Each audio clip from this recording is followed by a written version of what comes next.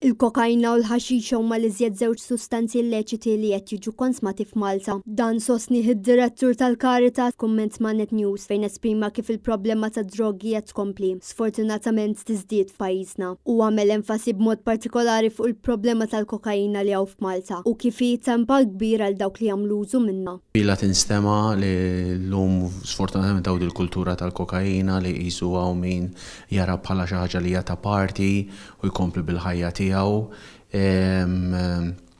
Sfortunatament fil-fatt fis-sena l-oħra kull sena dejjem jiżdiedu l-persentaġġ ta' nies li jiġu għall-għajnuna minħabba l-kokaina fil-waqt li forsi jdumu sakemm jiġu darhom mal-ħajt imma fl-aħħar mill-aħħar di għandha tendenza li tieħdok. U semma kif hemm diversi raġunijiet tal persuna tiddeċidi tibda tuża l-kokaina, tant li jispiċċaw dipendenti fuqha. Per eżempju għaddew minn xi problema, għaddew minn xi separation, bdew joħorġu, bdew klikka ta' ħbieb u jsibu ruħhom f'din il-kultura tal-kokaina xi jsibu ħafna fil-partying u jidħlu ġol problema iktar tard fil-ħajja. Antni Borg spjega kif is-sena l-oħra l-Caritas kellhom numru rekord ta' nies li marru hemm għall-għajnuna. Parsi nkun qed nivalwaw id-dejta anke tal-2022, fi-2022 rajna l-ogħla numru ta' nies li resqu għall-għajnuna, ġifieri individwi bi problema ta' sustanza rajna 765 individwi, ġifieri probabbli dak kien l-ogħla number kumparat ma' snin, ġeneralment ikun